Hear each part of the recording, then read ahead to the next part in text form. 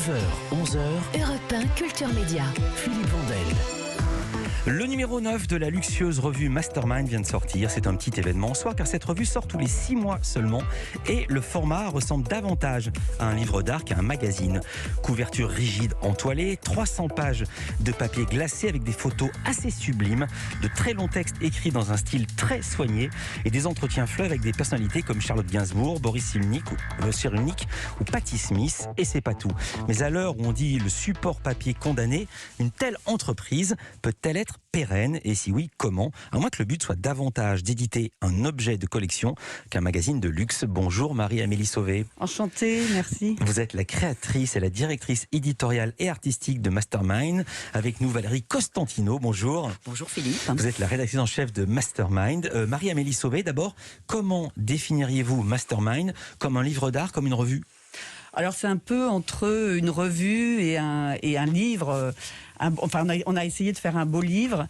Il est constitué de chapitres comme un livre. Ouais. Donc en fait, oui, on voulait. Enfin, c'est surtout que je voulais faire un magazine qui soit intemporel et qui se garde comme un objet de collection. Pourquoi ce titre Mastermind? Il a à voir avec vous très personnellement. Alors c'est assez personnel, oui, parce que quand je travaillais au Vogue américain, il y a longtemps, une petite dizaine d'années, je pense que les gens trouvaient que mon prénom était beaucoup trop long, donc ils m'appelaient MAS.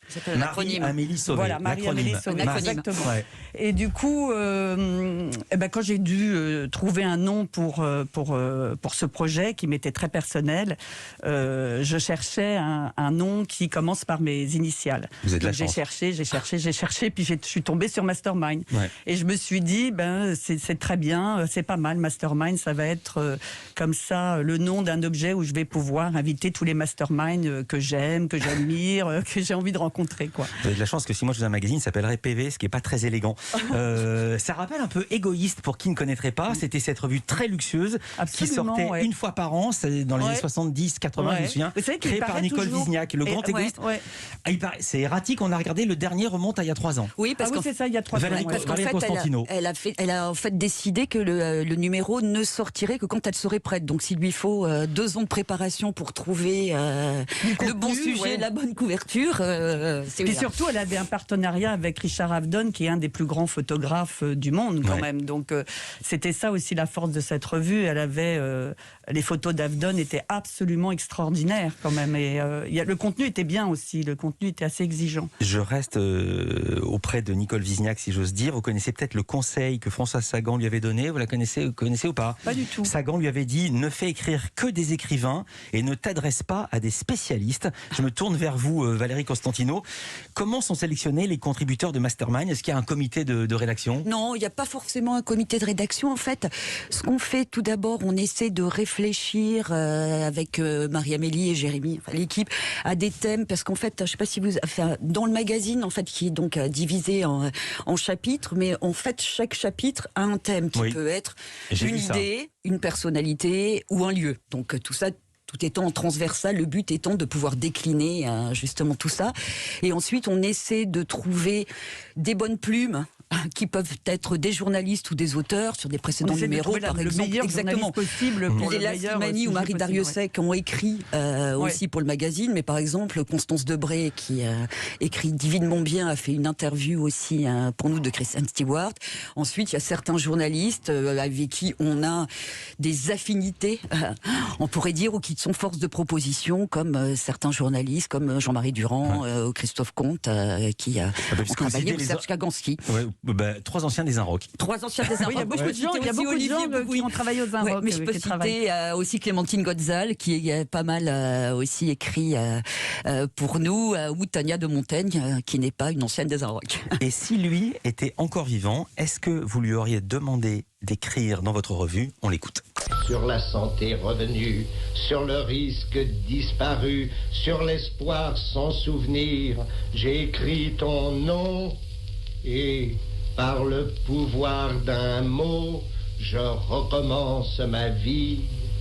Je suis né pour te connaître, pour te nommer liberté. Vous avez reconnu le fameux poème d'Éluard, Liberté. Paul Éluard, oui. Mais surtout, c'était la voix de Paul Éluard. Ouais, Ouais, oui, c'est c'est ça. génial. Ouais. Vous le citez en exergue d'un chapitre consacré à la menace des libertés individuelles. Pourquoi ce choix? Pourquoi Éluard? Pourquoi Éluard? Parce que c'est Jean-Marie Durand qui écrivait un papier justement sur les libertés, comment les libertés sont menacées aujourd'hui en période de surveillance globale et de pandémie, comment les restrictions et les gens acceptent de plus en plus de perdre leur liberté. Et il a eu cette très belle idée au départ d'écrire liberté, pas j'écris ton nom, mais liberté j'efface ton nom. Voilà. Donc de liberté j'efface ton nom, on a trouvé tous ensemble que c'était un très joli titre d'article, et liberté j'efface ton nom est devenu ce papier de Jean-Marie. Alors, ce qui est assez étonnant, c'est que dans votre édito, Marie-Amélie, vous vantez une valeur qui n'a pas à bonne presse en ce moment, la famille.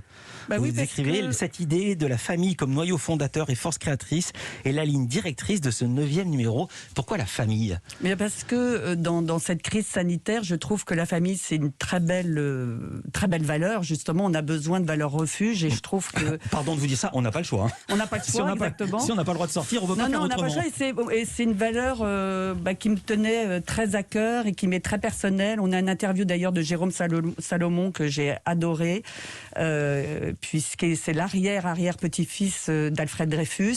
Ouais. Et C'est aussi le patron de la santé publique, voilà, c'est ça, hein, je me souviens plus son exactement. titre exact. Directeur général de la santé. Voilà. Merci Et Valérie. qui donc, on s'est demandé comment, moi je me demande comment on arrive à se construire, à vivre, à transmettre à ses enfants quand on vient d'une famille qui a connu de tels drames.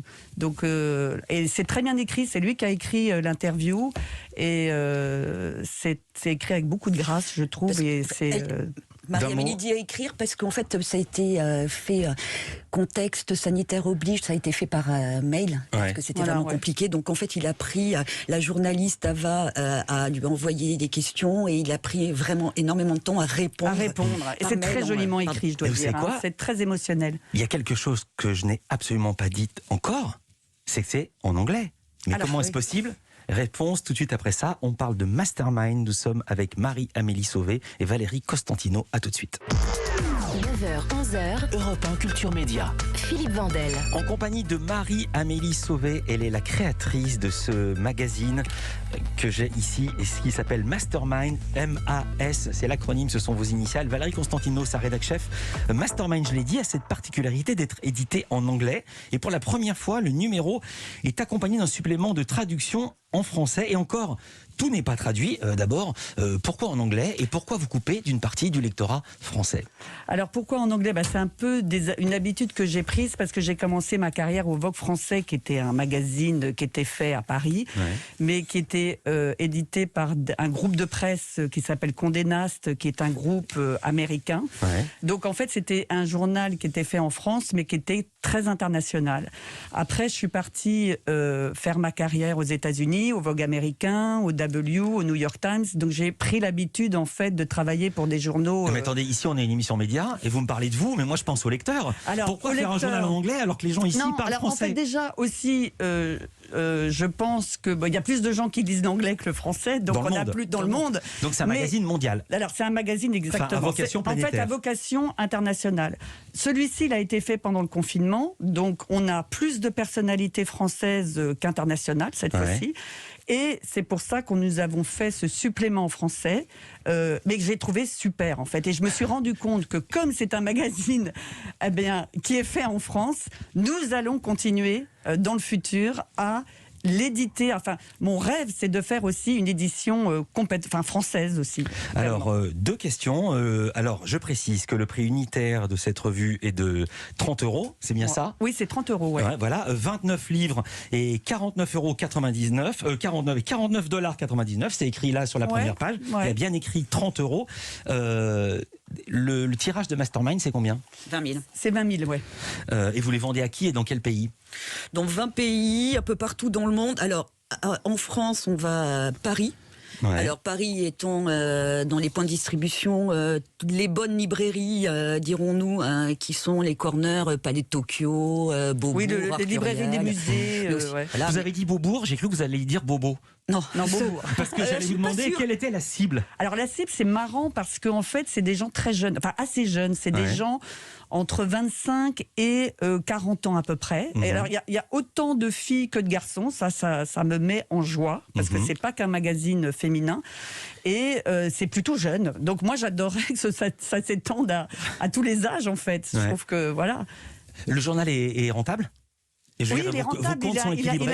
Il a un modèle économique, oui, tout à fait. Ça allait être ma question. Quel est le modèle économique du journal ? Alors Il y a le beaucoup de modèle pubs. économique, c'est en fait on vit grâce aux annonceurs. J'ai beaucoup de chance parce que j'ai des annonceurs qui sont très très fidèles depuis le premier numéro. Alors évidemment on cherche toujours de nouveaux annonceurs. C'est la question éternelle, hein, Évidemment, bien sûr. comme tous les magazines. J'ai comme des toutes les annonceurs radios, même. qui me font énormément confiance aussi. Donc Alors, il y a une petite particularité, c'est que vous êtes édité par une agence de communication. BETC et de pub. Oui, de pub. BETC Étoile Rouge, dédiée en partie au luxe, justement. Oui, parce que nous sommes tous des partenaires du luxe. Je viens du luxe, BETC aussi vient du luxe. Donc l'union fait la force. On s'est associés, voilà, pour être plus fort en fait. Qu'est-ce que ça change d'avoir comme éditeur une agence de pub plutôt qu'un éditeur, si j'ose dire, classique? Je pense que c'est dû à la rencontre que j'ai faite avec d'abord Brune Buonomano. Non, mais je veux dire, qu'est-ce que ça change dans le texte? Alors je vais me tourner vers Valérie Costantino. Ça change rien du tout. Pour moi, avez rien pas, du tout. Vous n'avez pas d'injonction à dire du bien de marques qui sont agencées. non, pas du tout. Absolument Non, rien, pas, aucune non, non. injonction, très Ah non, franchement. on est fait très absolument libre. ce qu'on veut.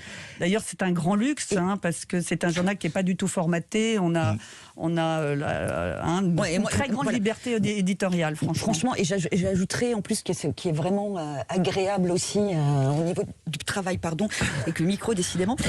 Il suffit de parler en face. Ouais, pardon. C'est que cet espace de liberté aussi fait qu'il y a quand même un certain formatage aujourd'hui dans la presse qui est normal, enfin dans tous les médias.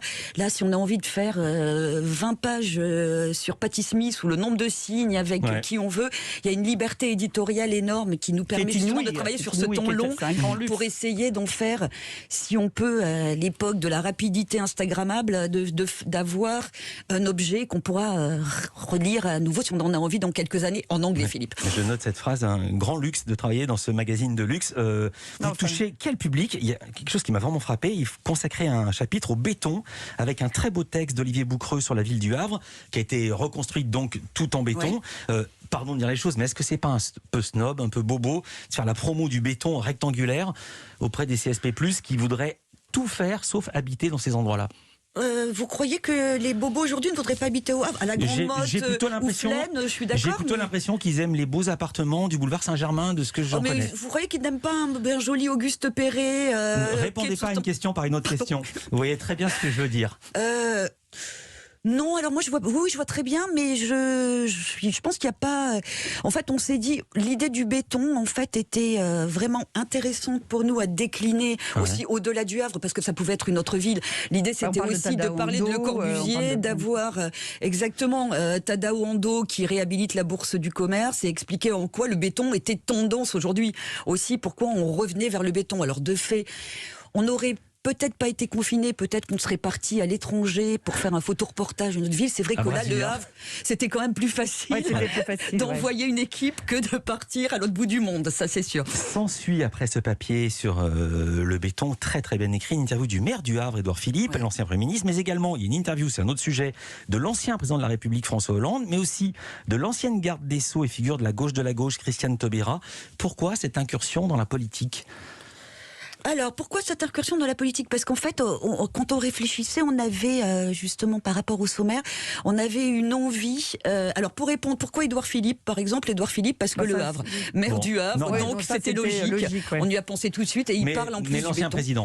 Non, l'ancien président, c'est parce qu'on avait un chapitre autour des femmes politique, où on déclinait, où on avait envie de faire Christiane Taubira, Benazir Bhutto, enfin il y a pas mal de choses autour de ça. Christiane Taubira, pourquoi... Pardon, les gens qui nous écoutent se disent mais François Hollande n'est pas une femme. Non, justement, ça nous intéressait d'avoir un autre angle. D'avoir un autre angle, le regard d'un homme. On a plein d'éclairages différents et des angles différents, donc on trouvait ça amusant de voir le regard d'un homme, de pouvoir sur ces femmes puissantes qu'il a côtoyées. Parce que ce que vous n'avez pas dit, c'est que François Hollande ne répond pas à une interview classique, mais une interview anglaise où il parle des femmes de pouvoir qu'il a rencontrées. Il a été difficile à convaincre.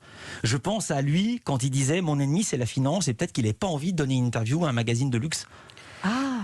Il n'a pas été tellement difficile à convaincre. Ah bon? Je crois que en fait, c'est très intéressant quand on envoie le magazine aux gens que l'on veut inviter, ils sont assez séduits par l'objet. Ouais. Et donc ça nous fait vraiment plaisir. Oui. C'est vrai que...